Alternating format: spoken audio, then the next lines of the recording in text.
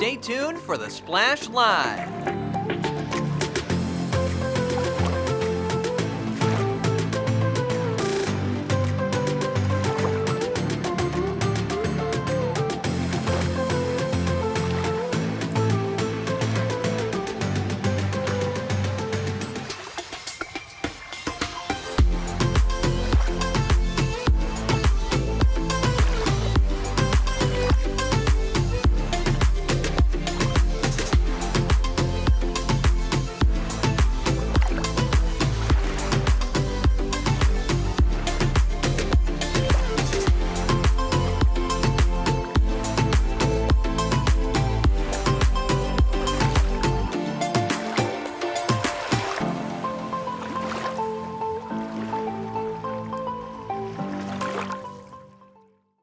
It's time for the Splash Live from Civic Center TV, featuring stories from and about people like you in the Greater West Bloomfield area. Simulcast on cable, 89.3 Lakes FM, social media, and the web. Now live from Green Media Center on Walnut Lake Road, it's the Splash Live. Live, local, social, it's the Splash Live on Civic Center TV and 89.3 Lakes FM. I'm Tyler Keefe. Thank you so much for joining us on today's edition of the program.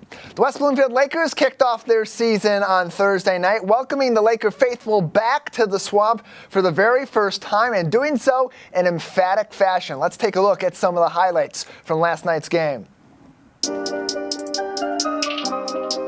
Family fun night at West Bloomfield High School salutes the troops as the Lake Show sets sail on their 2025 campaign with an OAA-KLAA crossover, bringing the Dearborn Fordson tractors to the Swamp. West Bloomfield begins the season on defense, making quick work of the tractors, as does Fordson of the Lakers. Then Jackson Carver looks long to Obi Duru, and Hassan Almehi dives for it and just missed the opening drive pick. On the next play, it's Obi Duru on the sweep, and he's going on a long run over 80 yards deep into tractor country, setting up a short rushing touchdown for Will Espy, the first of his varsity career. Lakers take the early 7-0 lead.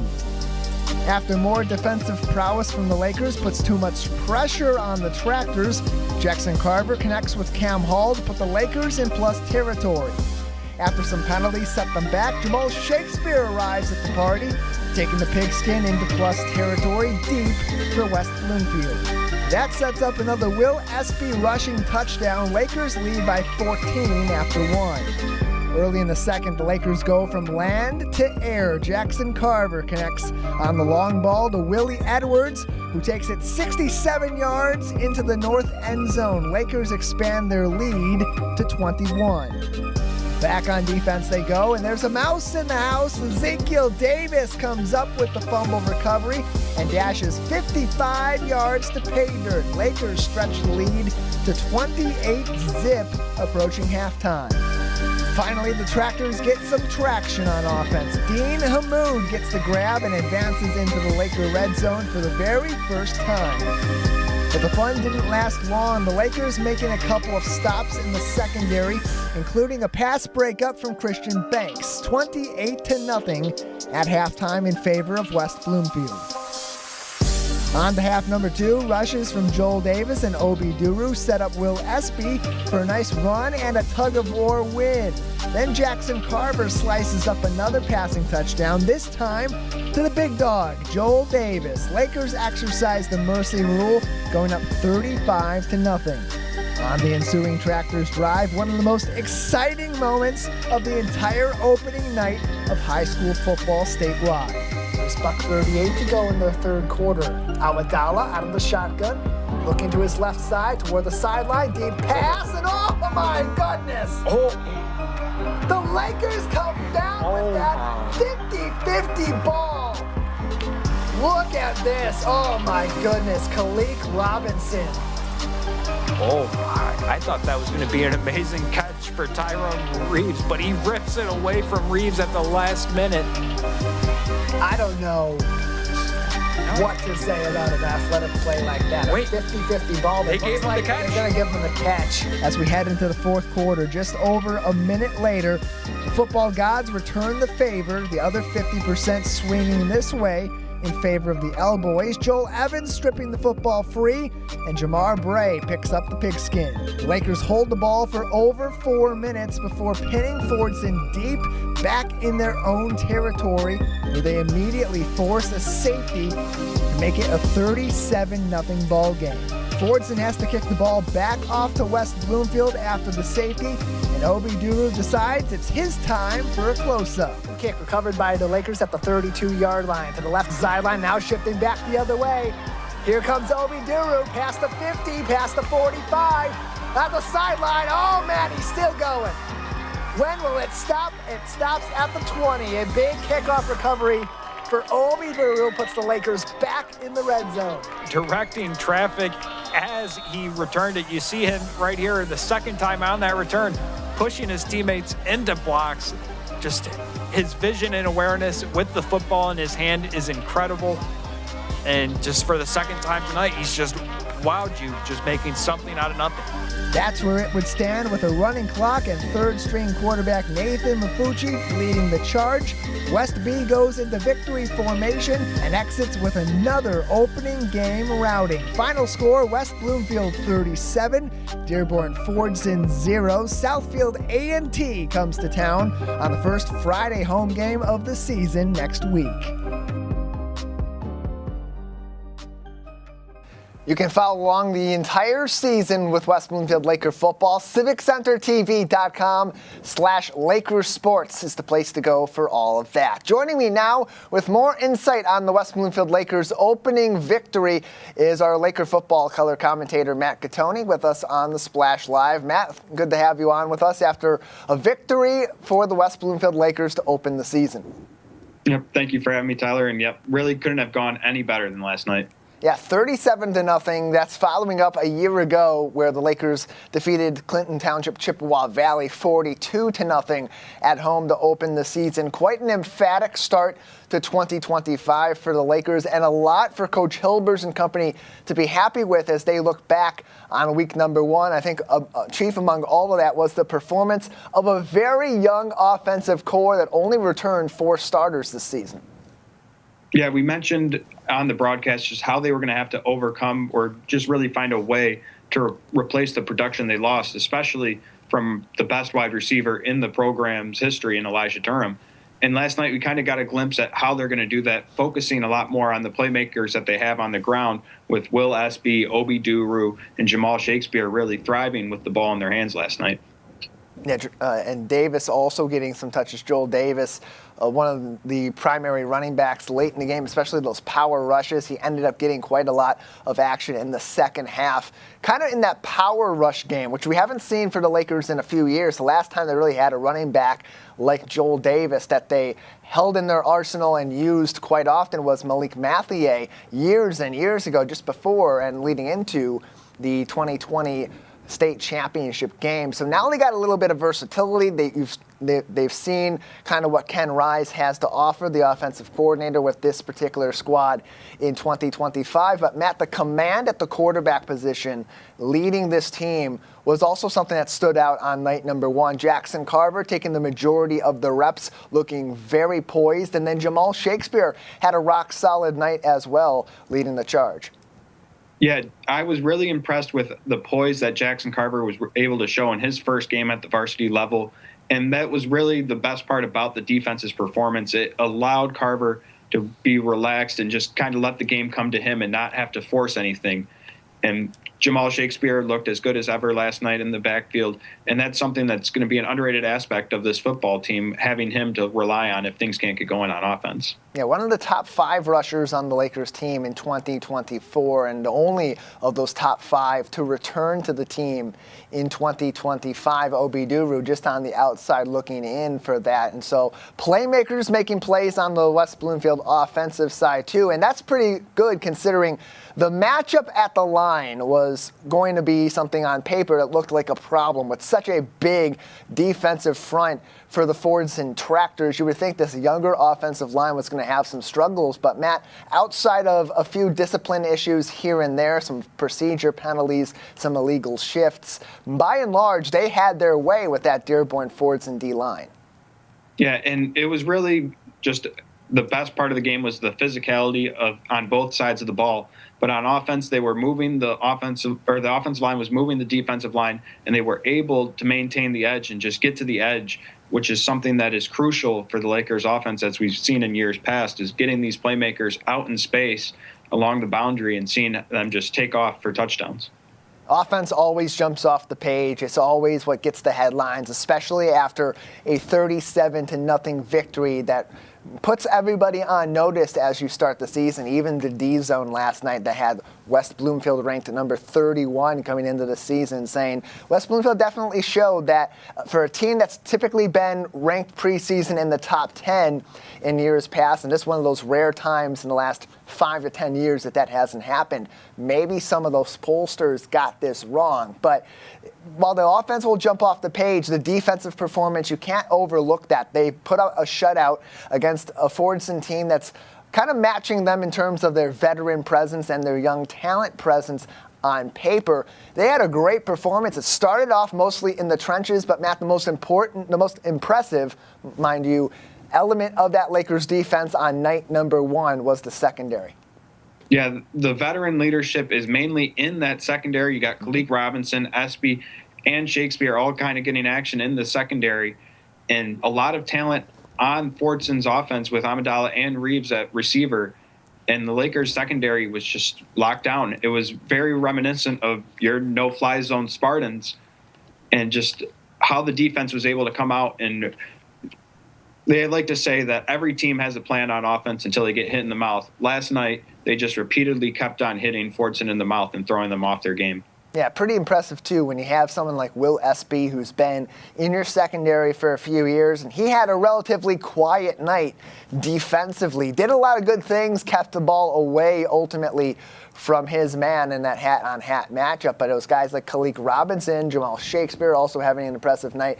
Robinson, Christian Banks also stepping up, one of the newer defensive backs stepping into a starting role in 2025.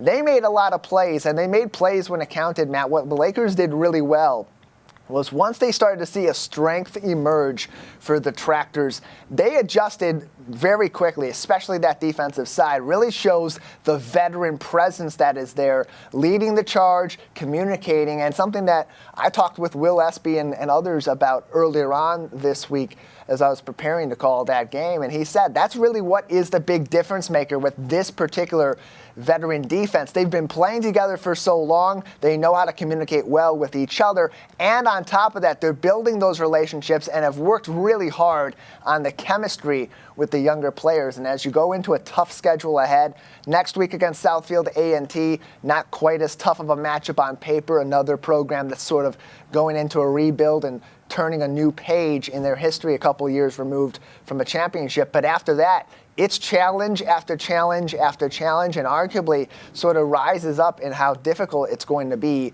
all throughout the rest of the season. So that chemistry being established early on could be a huge benefit for West Bloomfield in this season.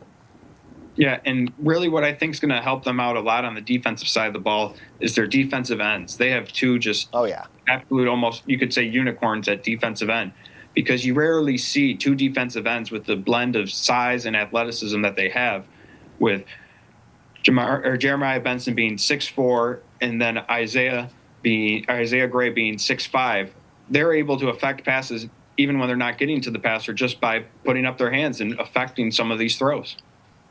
And they have other players, too, that shift into those edge positions and are able to be versatile players as well. They got so much talent on that defensive end core. Joel Evans also plays a lot of that. Also, you see a little bit of Travis Robertson. We saw some Jamar Ray in there who ended up coming up with one of the fumble recoveries for West Bloomfield last night. That's what's huge, is they're so stacked on the defensive side, and particularly in the trenches in the OAA Red Division with such talented offensive lines for a lot of these opponents and really, really talented quarterbacks like Alex Wazenko for Clarkston, Jack Hendricks for Oxford, and of course Rhino Waters from Rochester Adams, who we'll see at Lakers Stadium in a couple of weeks. The Lakers being able to attack the quarterback is going to be a major difference maker come OAA Red Division play. Yeah, we've seen just last year how important trench play is. And this year, just based on last night, it looks like they're going to be very intent on getting to spots and moving guys off their spots. And one of those guys that just absolutely thrived last night was Joel Davis, and he just looked phenomenal in both the run game as a fullback and running back at times, and on the defensive side of the ball.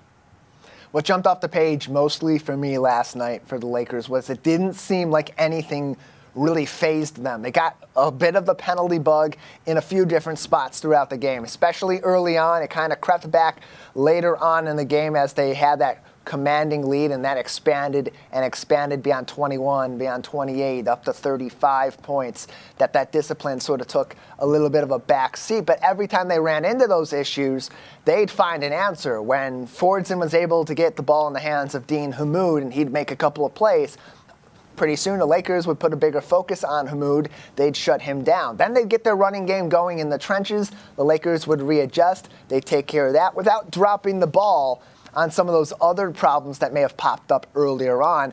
That's a huge difference maker from last season to this season that I observed. Matt, from your point of view, what do you believe are some of the biggest changes that are going to be a benefit to this Lakers squad come the rest of this season? Yeah, I think the offense just appears to be more versatile in knowing what it wants to do. Last year, we kind of had that period where they didn't necessarily know what direction they were going with the offense. They couldn't necessarily get the passing game going like they wanted to. But this year, they kind of seem like they know how they can come at you in so many different ways with the weapons they have at their disposal. And like you mentioned, the short-term memory on defense, they gave up some of those big plays, but almost immediately responded with big plays of their own. Dean Hamoud got them inside the 10-yard line, and from there on, the Lakers defense only pushed them backwards. Yeah, and so far in the OAA Red Division, the Lakers having a good start to their season. They picked up a win. A couple of their other biggest opponents picking up wins as well. Rochester Adams won last night, defeating Romeo, and then also Clarkston, a huge win in Detroit at the Amazon Prep Kickoff Classic at Wayne State, as they defeated Belleville in a routing of their own. Lake Orion taking a close loss at the Prep Kickoff Classic to Northville 14-13, and then we're going to see the result come Friday night. In Friday night's game, we'll know the result pretty soon about Oxford playing at home against Heartland. It's going to be a really tough division. Every one of these teams has had their early season test, and so far for those top three in the division after week number 1, it looks like they're all ready to make a big run. So as we look toward OAA football season, beginning with a crossover in week number 2, and then we get into the Red Division with a couple crossovers along the way with Birmingham Groves and Bloomfield Hills High Schools, respectively. The Lakers have a chance to be in the mix, and Matt, after last season where it quite literally came down to the final plays to decide Oxford as the Red Division champions, it looks like once again it's going to be up for grabs in the OAA this season. Yeah, and you mentioned last year it coming down to just the final place, and that's the best way to summarize the Lakers' past 2 seasons. They've been right on the cusp of achieving such tremendous things and reaching these feats. The seniors seem to be very hungry and know what they have to do to get to those heights that they just barely missed out on these past 2 years. 37-0 victory for West Bloomfield to open up the regular season on a Thursday night. Here on out, throughout the fall, it is Friday night football alongside Matt Catoni. I'll be broadcasting each one of these games right here on Civic Center TV. Matt, thank you as always for your time. Yep, thank you for having me. You can follow along all season with the West Bloomfield Lakers on civiccentertv.com/LakersSports. Each and every Laker football game will have details on where it will broadcast, whether it's with us or other community partners throughout the local area. We know in a couple weeks that Rochester-Adams game going to be on Local 4 Plus and State Champs in their new Game of the Week partnership. So a lot of eyes already on West Bloomfield High School, especially after a stellar Week 1 performance. The football home opener was also family fun night at West Bloomfield High School, and while Mother Nature paid a visit along the way, it didn't stop the fun and the celebration. Civic Center TV's Jake Schaff has more. It's the start of another exciting school year in West Bloomfield, which means it's that time of year for Family Fun Night, one of the most beloved traditions in all of Greater West Bloomfield. It's a captivating and engaging night where families get to come out and support the West Bloomfield School District, give back, and have a little fun while they're at it. Everyone came out here tonight to support the West Bloomfield School District, and it's touched their heart in so many different ways. This is truly a great event. We had a short little splash of water, which made it even more fun, but this is an opportunity for all of the local community groups to get together with the community itself before a great football game, and I hope we win tonight. We should, but it really is a lot of fun, and the weather didn't slow anything down at all. But what is it like to see so many people coming out here tonight to celebrate the school district and to celebrate the start of another great school year? I would say it's a very exciting time because it's family fun night. I mean, the families come out here, enjoy family fun time, and it's just very, very nice and overwhelming to absolutely enjoy the company of others. How great is it to have the community reach out and celebrate people like you and the heroes? Heroes is an odd word for most of us that do our job, but you've got some Air Force folks down there, you've got the police down here, you got the fire service down here, you've got all of the public and first responders here tonight, and most of us don't look for thank yous, but it does feel really good when every once in a while they say, hey, we appreciate what you do. For most of us, it's just a calling, and we're happy to do it. You know, the men and women that help keep us safe and protected are integral to make sure West Bloomfield is what it is, which is a safe and vibrant community, and we want to make sure that we respect and honor them for the work that they do. What do you hope are the biggest things everybody takes away from being here tonight? One thing only, that we are Laker Nation. For us, what we want to do is connect every single person in our community, from kindergarten or preschool all the way up through our seniors, and then the adults in our community as well with our high school campus. You know, we're a central hub for the community, and we want to make sure that our students feel safe, comfortable, and excited to be Lakers. Even as a student as me, sometimes I can feel like, oh, nobody's really looking at our school, or nobody really likes our school, because I guess that's how the mentality of is. I've been in it for 4 years now, and I get that notion that, like, well, I'm the only guy, I'm going through this, nobody really sees my, like, effort that I put in it. I need someone to at least say that, hey, this school is cool, you're doing something really great, and seeing all of this rally around my school, it really gives me a purpose, like I should do more and do more for my community. This is sure to be the start of another exciting school year and another exciting football season with the West Bloomfield Lakers. It's always fun to see so much support here for Family Fun Night, and it leaves everybody exciting for what's to come throughout the remainder of the school year. For Civic Center TV, I'm Jake Schaff. If you missed out on Family Fun Night, plenty more pictures from the event on Facebook and on Instagram. Follow the West Bloomfield School District at West Bloomfield Schools for all that. Our good friend Kevin McIntosh taking a lot of those pictures in his new gig with the school district out at Family Fun Night, and a lot of fun to be had, even on a bit of a rainy night out at West Bloomfield High School, and always a good night when you have a Laker football win that follows up the big event.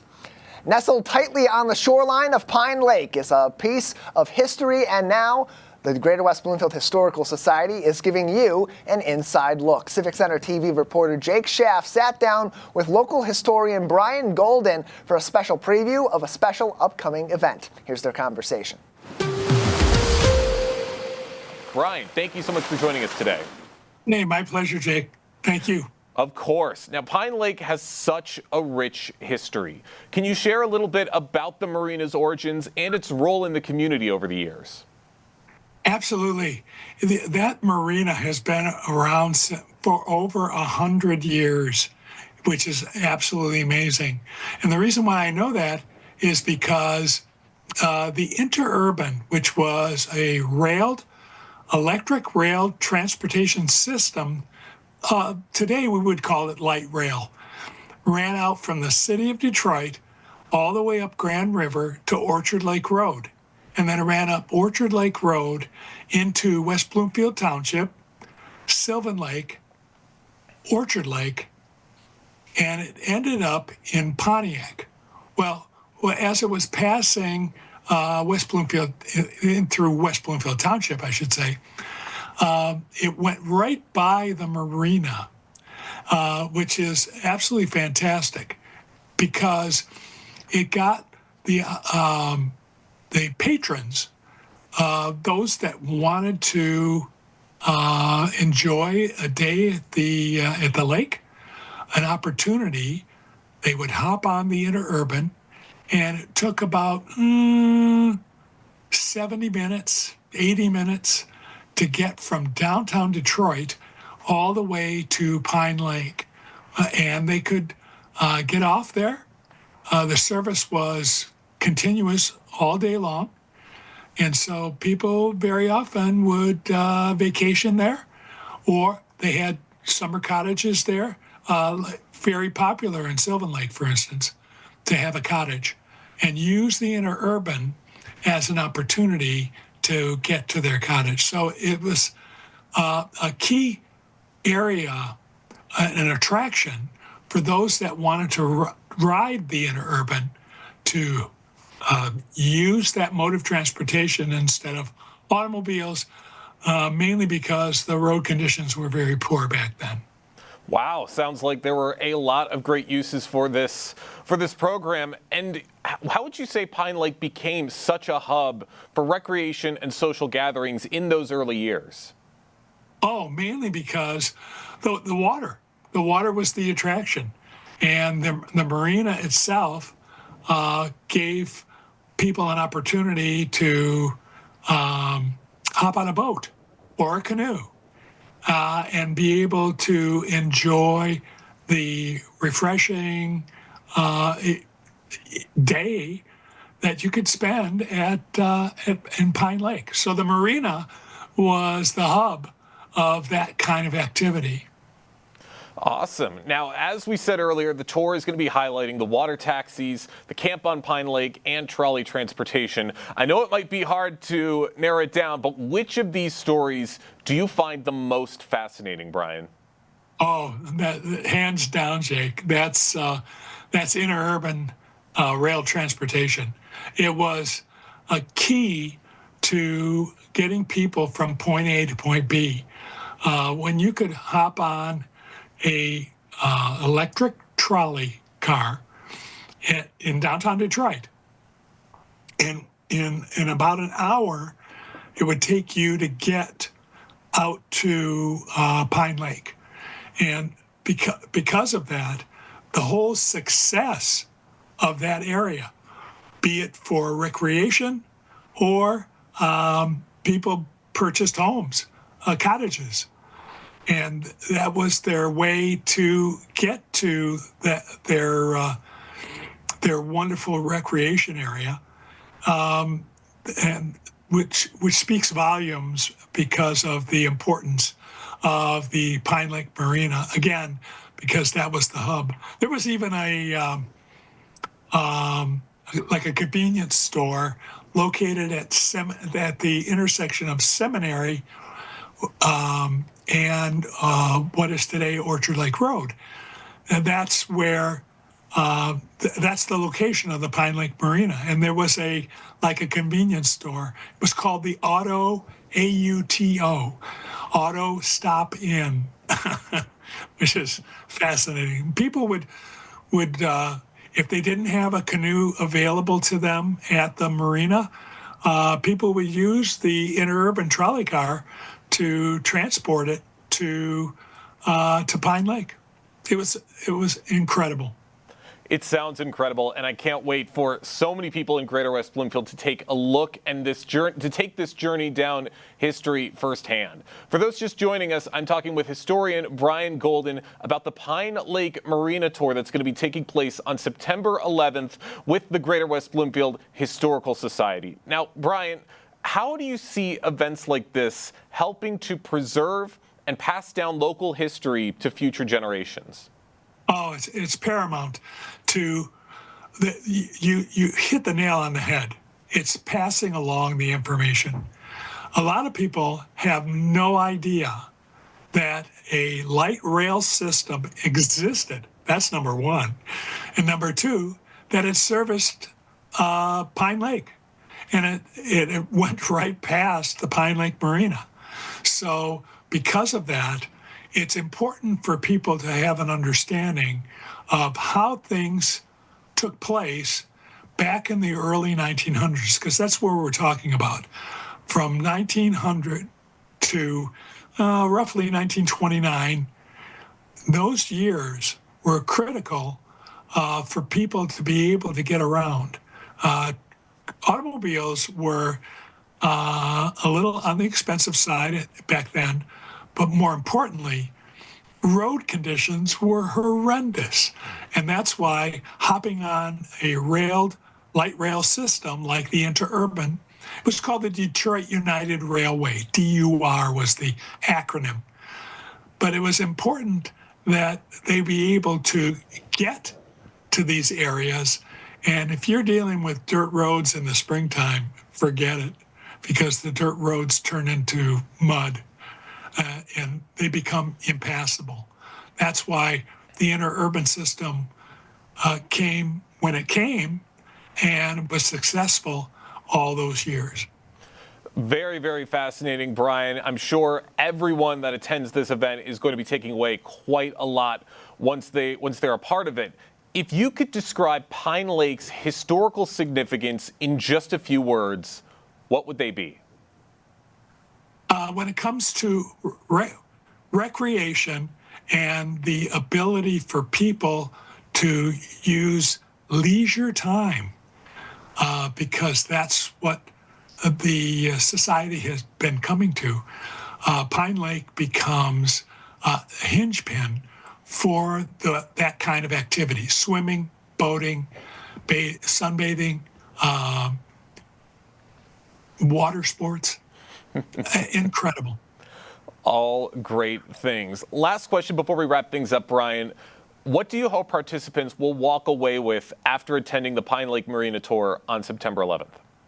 Oh, I know for a fact that with all of the other speakers that are presenting that evening, people will be able to walk away with a huge understanding of the importance of recreational areas, specifically the Pine Lake Marina.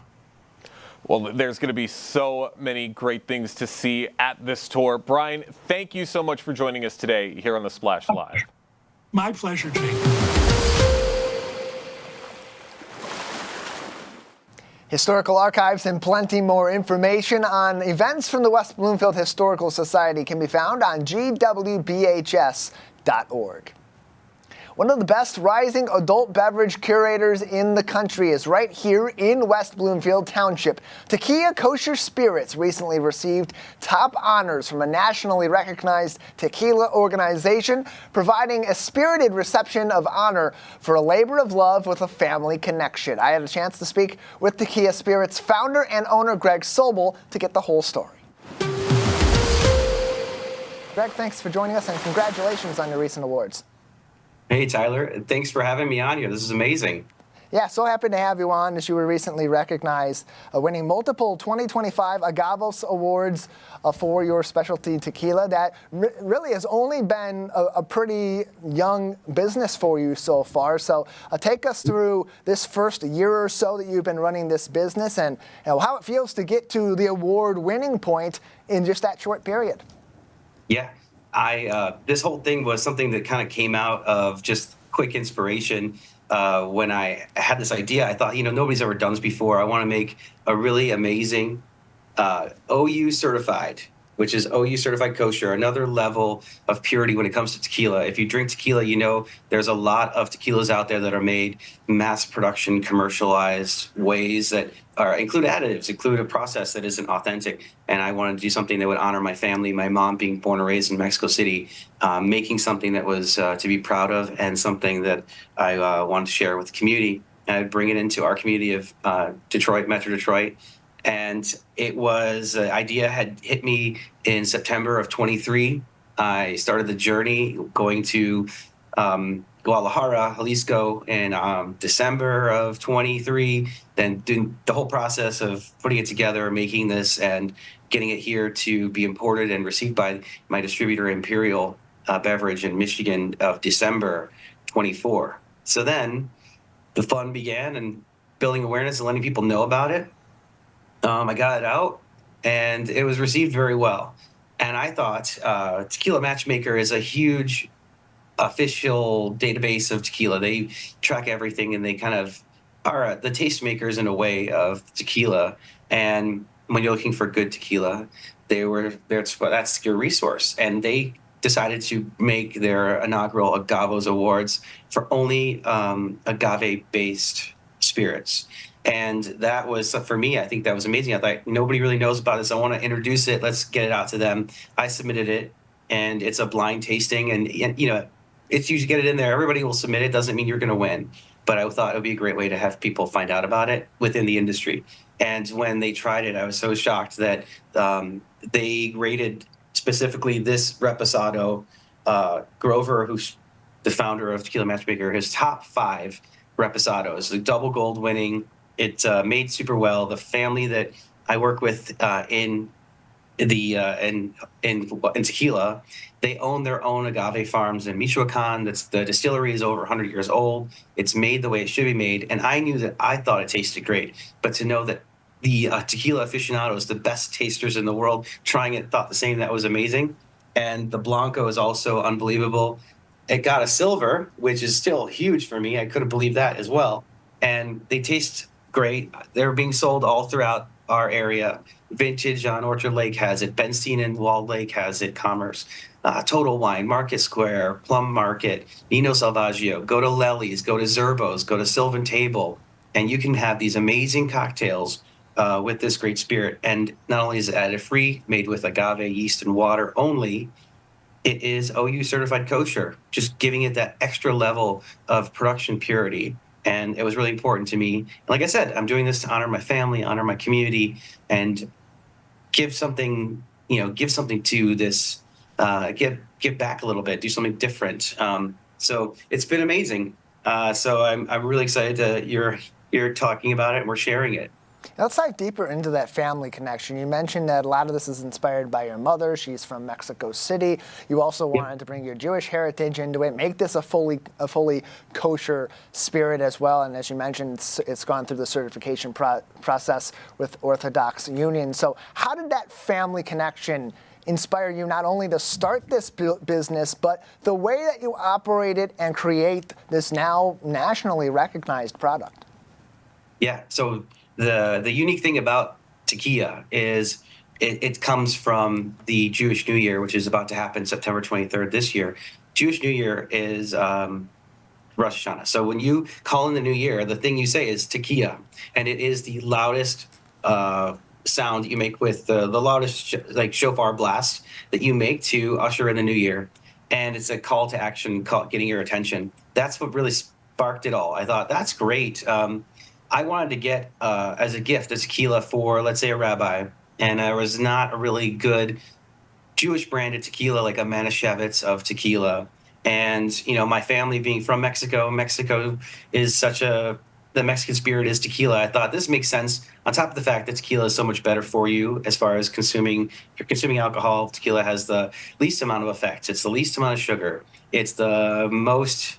it helps your body. Like you don't feel as bad when you drink it. It's the least impact on your body from the agave itself. It's just a better source. So I leaned towards it, and then I had this idea that I couldn't find a Jewish branded tequila, and I thought, well, why isn't that? And then my family being from Mexico City, it's a big community, and people don't really understand that there's a large Jewish community there. And I thought, this is a way to honor the memory of my mother, the memory of all of our family and where we come from, the honor, the way that tequila is produced and made, and the people that it's so much work that goes into a bottle, and do it something in a way that's different. The first Jewish branded tequila, and make sure that it is an OU certified kosher tequila, because the Orthodox Union is the most globally recognized texture, kosher certification that you'll find out there.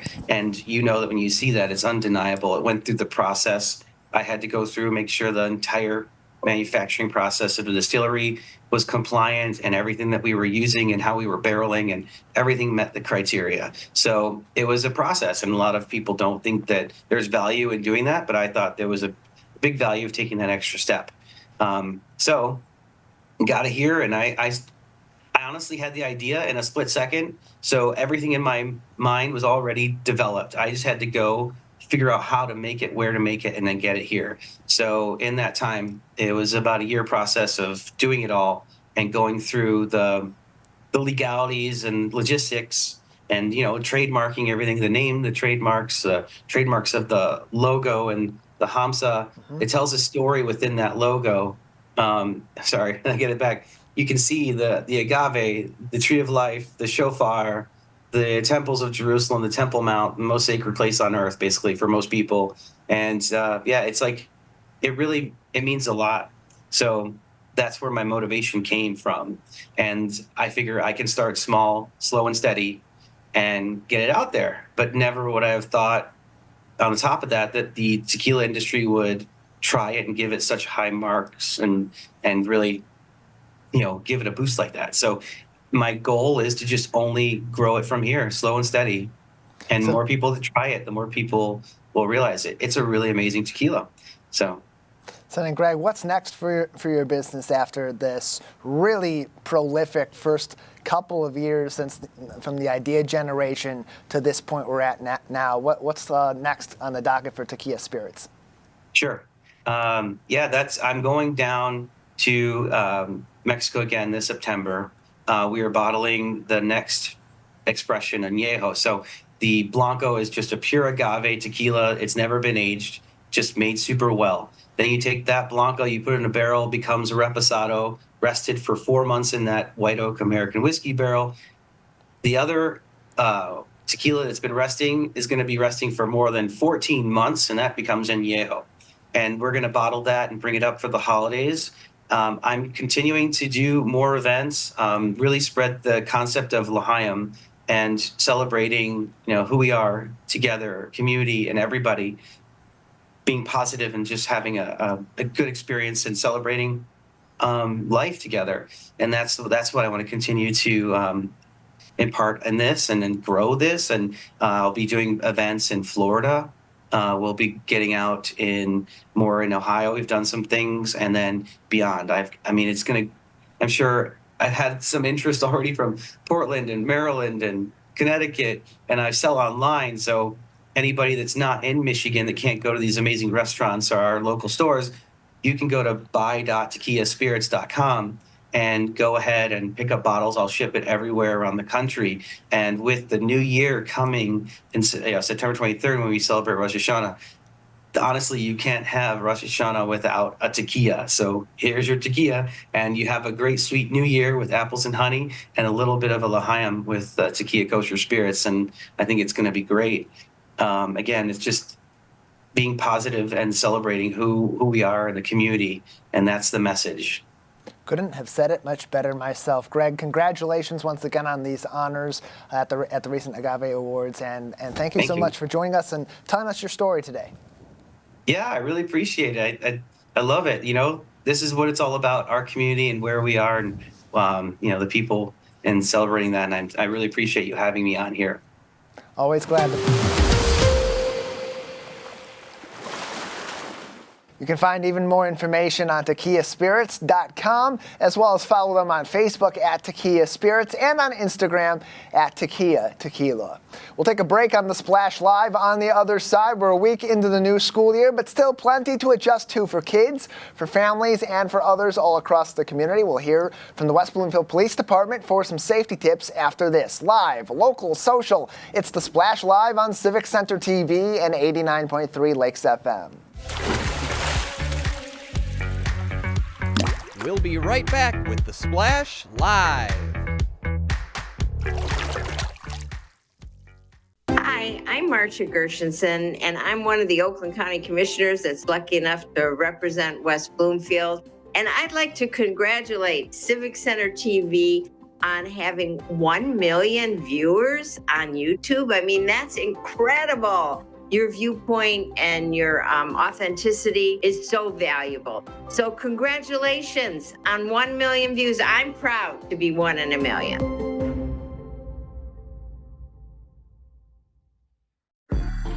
I'm an ex-drug dealer, and I'll be your sub today.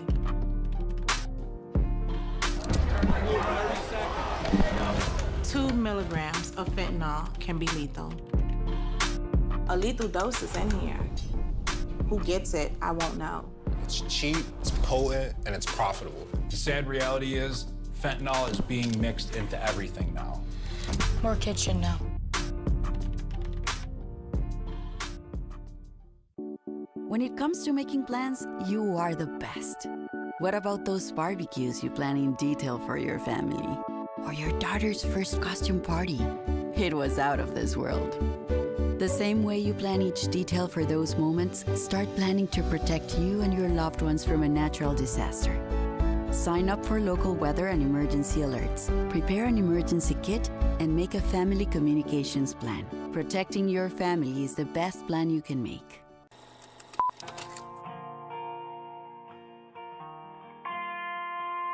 Bringing you stories and memories from Sylvan Lake. Civic Center TV. Television that's close to home.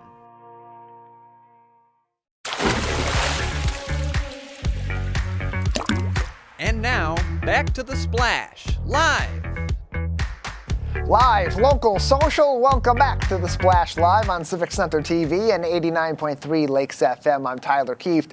Thank you for joining us as we begin our Labor Day weekend. Back to school is here, and as families are getting the kids back into the classroom each and every day, the community takes on a renewed responsibility out on the road and throughout the local area. I was recently joined right here on the Splash by Police Officer Zena Daly from the West Bloomfield Police Department, who had some helpful tips for families to keep their kids safe at the bus stop, as well as some insight into how the greater community can contribute to a safe school year. Officer Daly, thank you for coming on the show.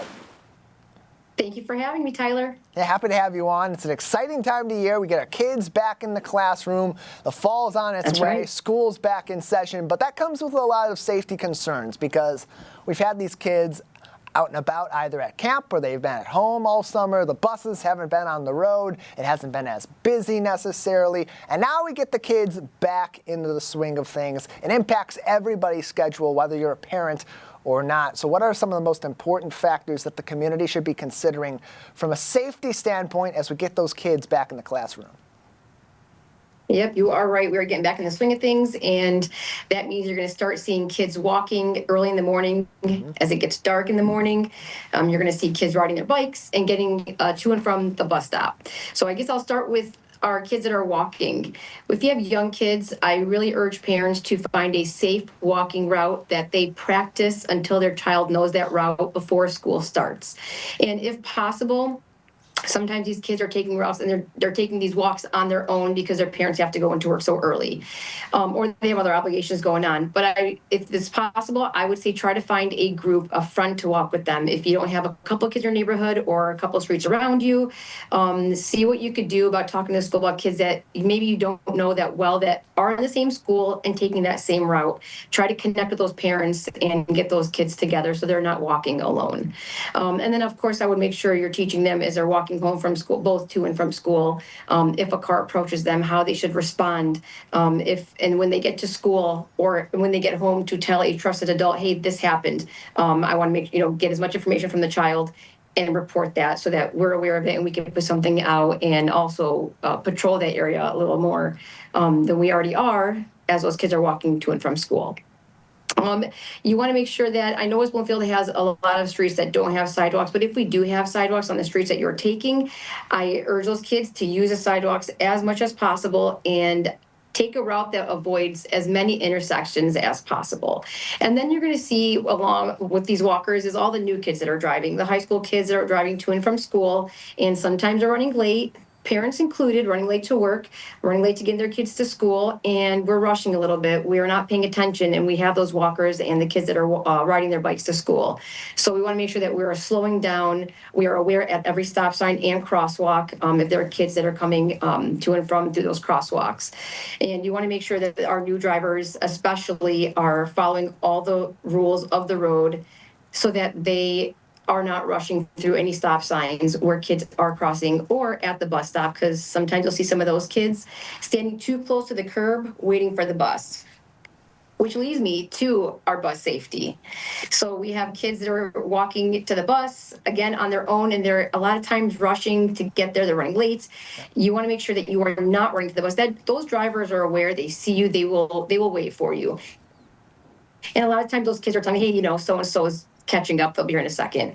Don't rush, don't run to the bus, and make sure that bus is stopped before you're actually approaching that door. That driver will open the door, and that is your cue to then get in. And walking up to that door any sooner is not going to help you get in that bus until he or she opens that door.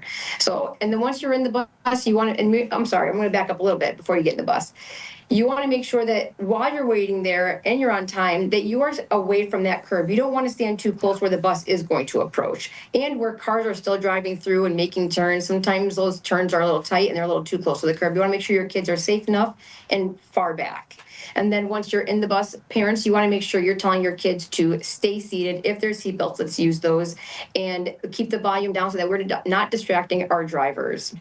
Going back a little bit, Tyler, to our drivers that are actually driving to and from school, when you do see a bus stopped and they have their red lights flashing, their stop sign out, you have to stop. Do not go around that bus. You want to make sure that those kids that are crossing to get onto that bus are not in any danger of getting hit.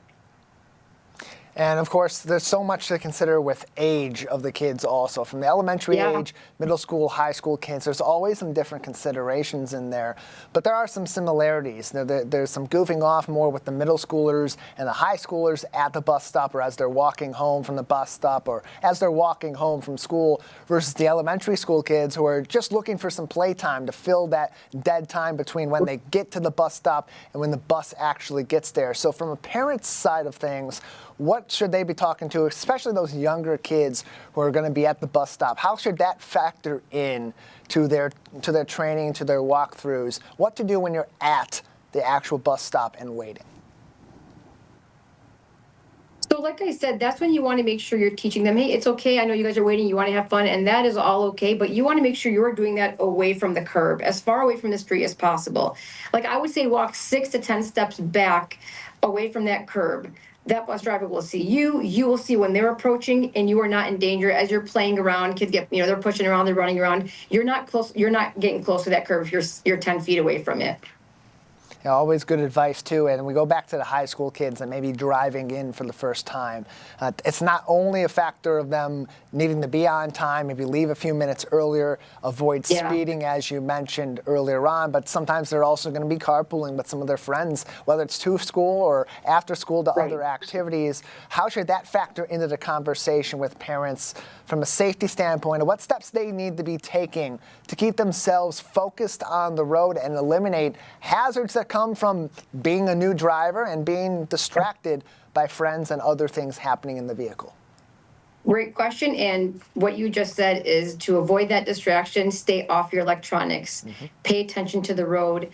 Again, like I said, in West Bloomfield, we have a lot of streets that don't have sidewalks. And so you have kids that are walking, that are on the road. So you want to make sure you are paying attention and you're driving slow. Give yourself enough time, leave home. And I know that there are times where we just wake up late, but rushing to save that 2-3 minutes will do you no good. You're going to be late regardless. At the very least, you're at least being safe, and you know that you are not putting anyone else, not yourself or anyone else, in danger. All good advice. There's even more of that on the Facebook page of the West Bloomfield Police Department at West Bloomfield PD. Officer Zena Daly is joining us on today's edition of the Splash Live. There's also considerations for the rest of the community as well. Parents and kids certainly play a very big role in back-to-school safety. But for those of us that don't have kids, we're not going to and from the schools at all throughout the regular school year. What factors should we be considering as we head back to the school season to make sure we're keeping those kids and those families safe during the school year? That's when you approach those school zones where the speed limit drops a little bit. You'll see that around all of our schools. So just pay attention when those lights are flashing. There are times that those are restricted for. So I would pay attention to that and slow down, because you have kids crossing the main road. You have West Bloomfield Middle School, you are crossing the main road. Same with the high school. So, and I urge parents to make sure their kids are crossing at the light, at the crosswalks. But there are times where these kids will just cross. And so we, as the drivers, have to be careful. We have to be vigilant and pay attention.